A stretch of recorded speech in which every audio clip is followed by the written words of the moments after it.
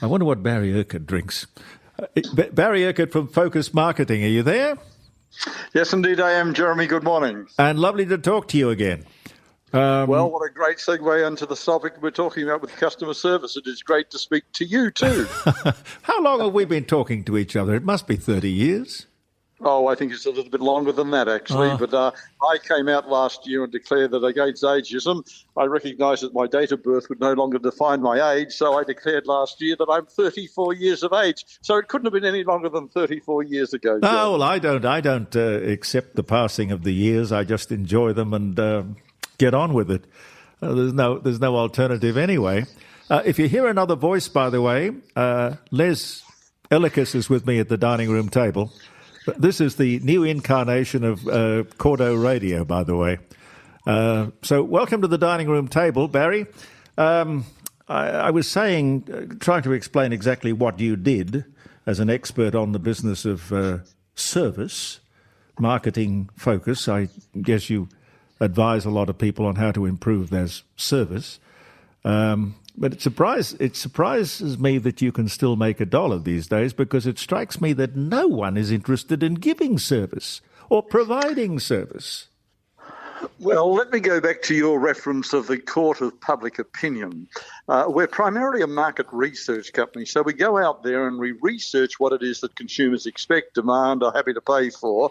Then we advise companies to say, well, this is what you need to do. And when I say companies, this can be public service, local governments, and not-for-profit charitable organisations. In a recent study, and we're talking about customer service, we asked people whether they met or exceeded the consumer's expectations. Now, in the court of public opinion, this highlights the dilemma that you're talking about. Owners and managers, 76% of them said we consistently meet and exceed the expectations of our customers. In the same study, we then spoke to the frontline service providers of those businesses and found that 54% of those frontline service providers said they meet or exceed customer expectations. When we spoke to the nominated customers of the very same businesses, 41% said that their expectations were met. Now, I think that highlights the disparity that when you speak to businesses, managers are inclined to say, we have no problems with customer service because we never hear any complaints. No. That's part of the problem. Because all the people who are complaining are on hold somewhere having gong music played to them. And if you're not being put on hold when all you really want to do is speak to a person and try and do that these days, when they're not doing that to you, they're saying, oh, look, send us an email. Yeah, I think that you've highlighted three fundamental recurring problems, and these are the most prevalent situations. And it's a systemic shortcoming, unfortunately.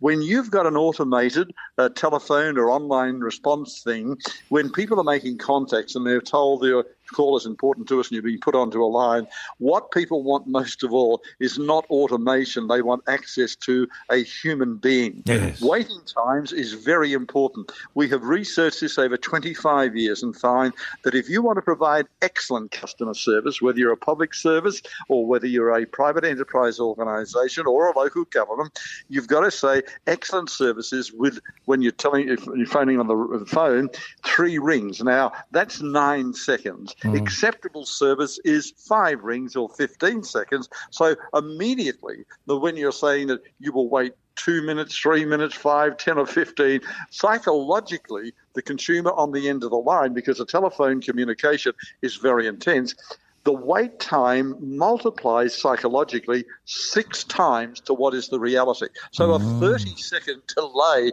people will say, I've been waiting 3, 4 or 5 minutes. Now, in their own mind and perceptions, that's absolutely right. Factually, you'd come back and say, no, sir, I've got it on the monitor. Here we are. The algorithm tells me that you've only been waiting 23 seconds. It doesn't cut the mustard. No, it doesn't. With artificial intelligence around the corner and automation and all these other things, you'd imagine that people who run these companies would be more sensitive to the needs of people, and we don't want more, or the needs of customers. We don't want more automation. We just simply want good old-fashioned service. And why are they in business if they don't want to recognize this, let alone give this? And Barry, it's interesting, just to add to what Jeremy is saying, the automation and artificial intelligence is what they want to do because they want to displace people and the cost of people. But I noticed to make the automation look more friendly, they're providing what I call these greeting people or greeters to tap you on the shoulder and say, well, here's the machine ready for you and just wait your turn. But I think this is just a deflection to, occupy time or make it look friendly, at least. Les, I think it's a very valid point. The one thing that the consumers continually say, which is lacking in Australian customer service, is a single word: personal. When you walk into a set of premises, within 5 seconds you should be recognised. The person should be able to identify you, smile, raise a finger, not necessarily even service you, just acknowledge your presence. So the word service, when we're talking about systems, when technology, innovation, creativity, intrusion, that's all very fine. But the point is, you don't need automation and technology to replace humans. You need it to complement humans. So that improves the productivity. Australia has a productivity problem. Now, if you took away the population growth over the last year, of which around about just short of 500,000 were migrants coming in and bringing money in, that sustained us into an economic situation. Our productivity ratio is falling. We would have had a per capita recession all of last year, and so we're reliant on being propped up on more people coming into the marketplace. But, and here's a real problem, and this is the fundamental foundation point. It was a seminal point in time. Let me just take you back to February/March 2020. It was the onset of the COVID-19 pandemic. All of a sudden, businesses said, we've got to cut back, we've got to, tighten the belt, we've got to rein in the expenses. And so consequently, organisations, so even in tourism and hospitality, they've understood that customer service is what is going to be the pillar of their business success. But when they cut back and say, well, business is so tight, we can't get staff, we're going to close our doors and we're only going to be available 5 days a week. Well, I can tell you right now, if you said, well, hold on, here we are in Perth, here we are in Adelaide, or up there at, Mount Barker, where the football match is going to be tomorrow with the West Coast Eagles and Sydney and all that sort of thing. Well, hold on. You're saying it's, you're a tourist destination, but you're not going to open on a Saturday and a Sunday. That does not register. Tourists want 24/7. They want accessibility, responsiveness, communication, and personalised customer service.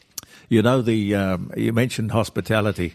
It never ceases to amaze me that this thing called waiter blindness, trying to catch the eye of a waiter, it's almost impossible, because if you catch his eye, I think he thinks he's obliged to sort of recognise that you want something, or the customer is in need of something. So just don't see him. It's such a simple plan. It is a broader implication than that. And let's go out beyond just tourism and hospitality. This is part of the problem of recruiting good people. Now, look, let me take a pause, because when doing market research, a lot of our research is psychological. It's attitudinal research. So we try and dig into the why that sort of thing happens. The real problem that we have now is we have one and going on two generations of people who feel more comfortable with interacting with the consoles on their mobile phones and laptops than what it is with having eye contact with the consumer, period. Yeah. Therein lies the problem. Can you fix it? Is it a terminal problem? Oh, it's not. But you've got to come back to being parenthood and say, well, hold on, kids can't be at 3 and 4 years of age being given their own mobile phone, which is the tendency right now. Oh, God, yes. It's the importance of sitting down to dinner at a table as a family. And I always laugh when I go to a coffee lounge and a couple or 4 people come in as a family, and they sit down and immediately they bring out their mobile phone and they start interacting with the mobile phone. So a lot of younger people are very good at eliciting responses from algorithms, but they can't communicate with human beings. And so when you say, well, in a marketer, and we're doing marketing strategy, 70% of the reasons why people buy, prefer, and transact with a business, a company, a product, or an individual is based on emotion. Believe me, An innate object called a laptop or a mobile phone has absolutely no emotionalism at all, and therefore your marketing, advertising online or in mass media, on radio stations like what we're listening to right now, whether it's sponsorship or advertising, it's not being affected because there's a lack of emotion. Yeah. And I think, Barry, I feel with mobile phones being an inert object, there's no opportunity for that object to disagree with you.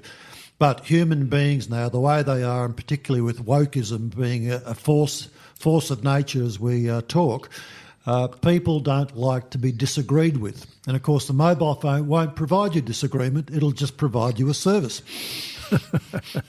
Well, and look, I think it's a very key point. I've just written an article. I get syndicated by 49 magazines around the world, and I'm always struggling on what is the topic. And what struck me was that Easter was the 13th consecutive major event for the last 12 months, including 2 Easters, that sales have contracted. Advertising is falling. 93% of people say that they no longer believe nor directly respond to advertising. And then we analysed Easter advertising. Now, Easter is a very significant point. There's 1.8 billion Christians around the world.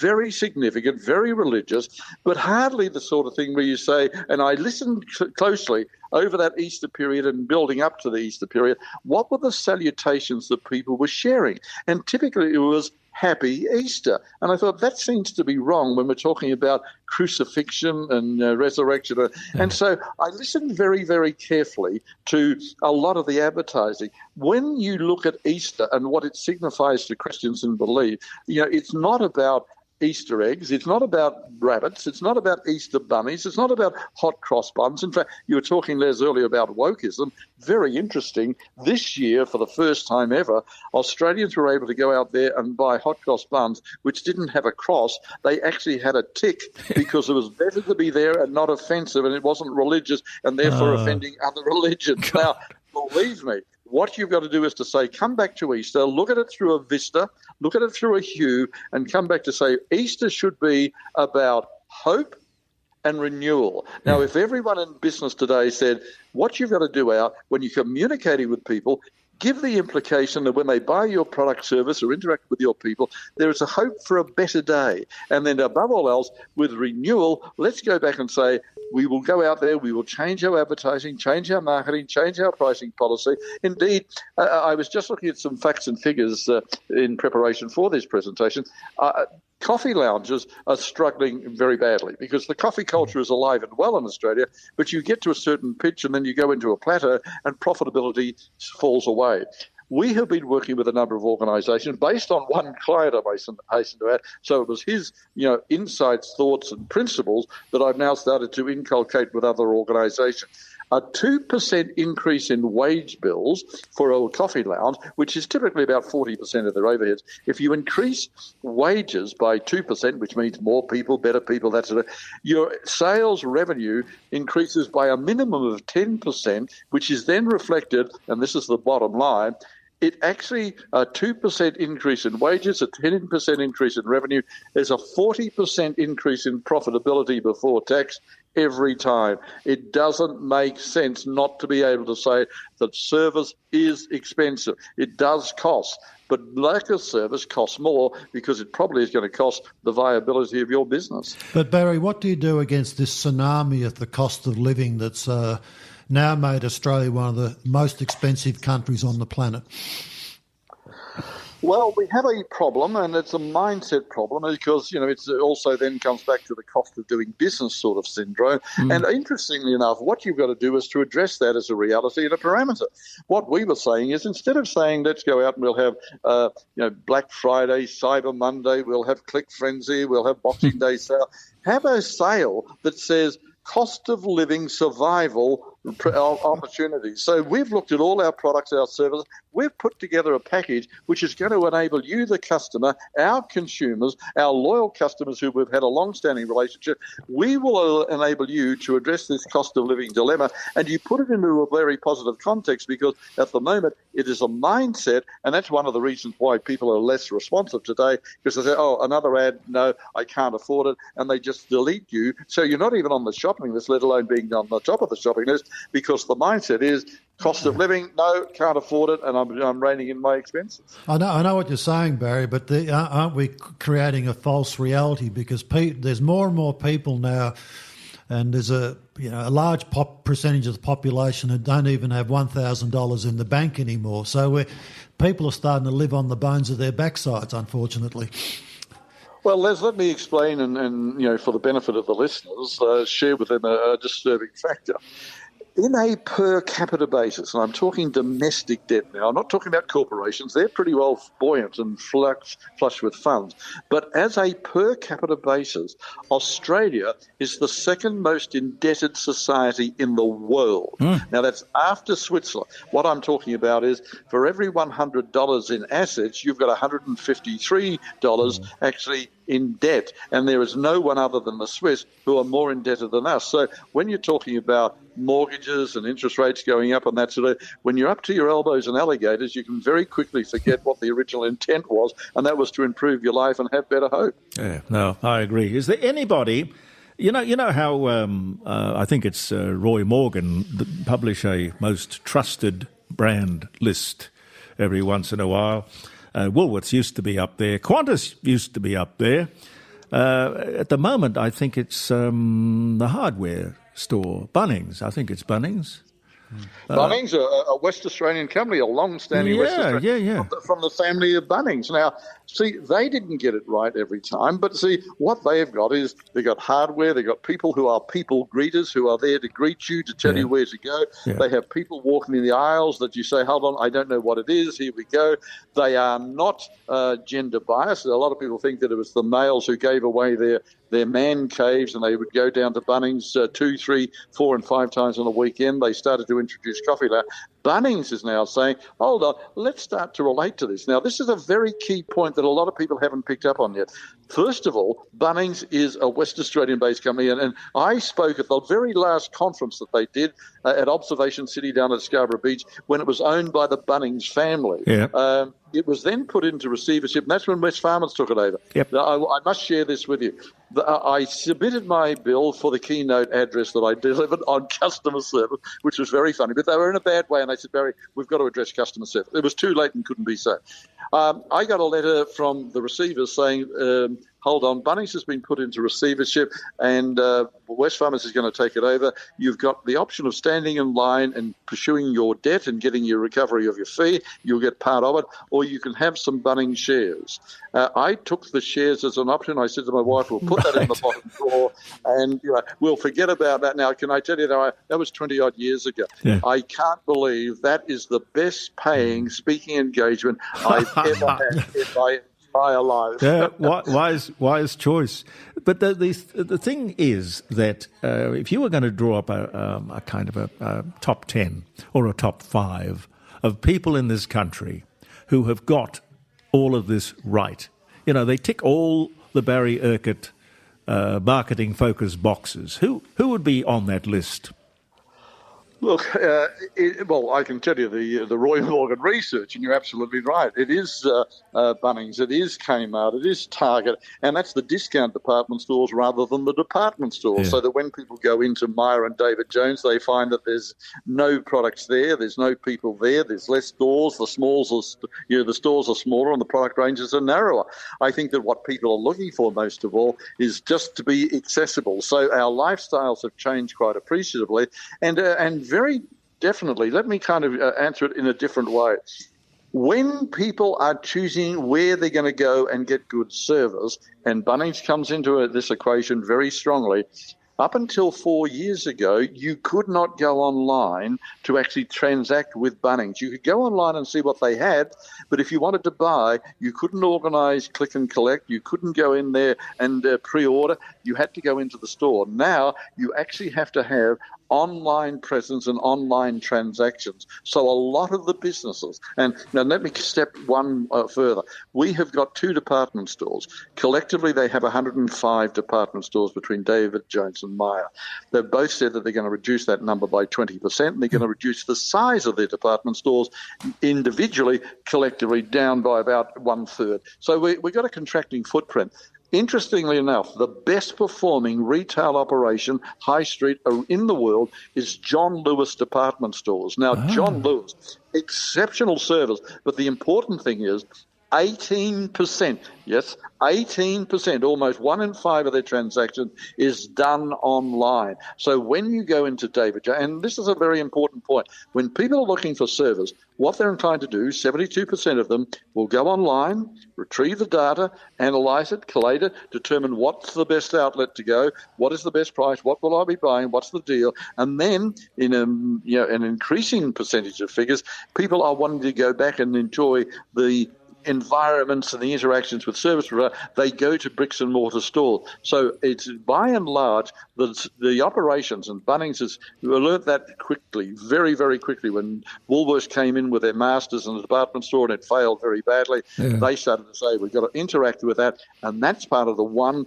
unrecognised reasons why Bunnings is seen to be so good in their service, because before you actually go and jump into your car to go to Bunnings, you have been able to collate, analyse, determine, become price sensitive, price aware, and negotiate the best possible deal. That, psychologically, is the most important criteria possible. So when restaurants are there, when cafes are there and coffee lounges are there, and they're providing that sort of service where you can actually go in, order, and the coffee's waiting for you and you're still interacting with the barista, that's important, because with coffee lounges, the key factor is don't put him, her or them at the back, put them in the front, because people buy selectively, not from Starbucks, not from Gloria Jeans, they buy from their personal barista. So it comes back to that key word that we started the conversation out with, and I think Les introduced it very strongly, the word personal.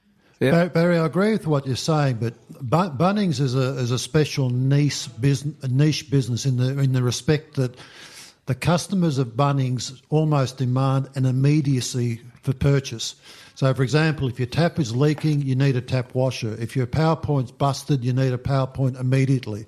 So most of their products people want straight away.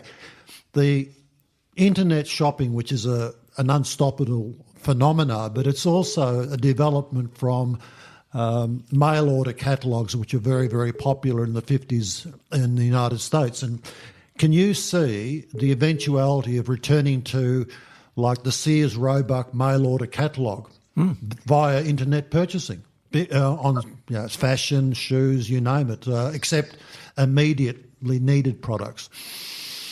Not at the moment in a form of a catalogue, but it's a great topic,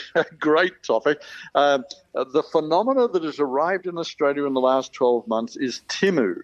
Now, that is a online exclusive purchasing offer where they're selling to Australians unbranded products, so that a lot of Australian businesses now go to China, buy their products, and they have house brands. What Timu is doing is they're going out there and they're now communicating online, socially, and it's only been in Australia for the last 12 months, and I'll give you some comparative figures on this. This is about catalogue purchasing, but they're sending to you information and saying, hold on, here's a deal. And these deals are quite sensational. In many instances, 25% of the normal cost, 30%. Like these are 60 and 70% off sale. And Jerry Harvey has come out and said they cannot survive. Well, first of all, let me put that to rest. The holding company of Timu is PBB, or Pin Duo, or Pin for your number and Duo is a 2. But it's a Chinese billionaire worth $92 billion, the business. In 12 months, it has actually grown to be $1.3 billion in business. Now, a comparison, Amazon has been trading for over 4 years in Australia, and last year its sales increased by 25%. Amazon has only increased their sales to $4 billion, and they've never made a profit. So, catalogues, no, not necessarily. Online, yes, but what they're going to do, and this is what Timu do, and this is what Amazon does, and this is what today very much AI is starting to do, they're starting to track what does Jeremy buy? When does he buy? So that we're going to be able to track him and say, and this comes back to your catalogue and communication. Yep. I think no. it's just coming up to 11 o'clock. That's all, Barry. Yeah, Okay. the whole catalogue thing is interesting because you used to be able to buy a wife. You could buy a store-bought wife from a catalogue and they'd ship her out to the Old West. I remember seeing that. It's sort of a strange arrangement, catalogues. Barry, Catalogues have changed. Barry, thank you so much for talking with us. Bless your heart. Always interesting. Jeremy, I was delighted in having the opportunity, and best wishes to you too, Lance. Yeah, thank you very much, Barry. Enjoy the weekend. Thanks a lot, Barry. All the best. Barry Urquhart from Marketing Focus.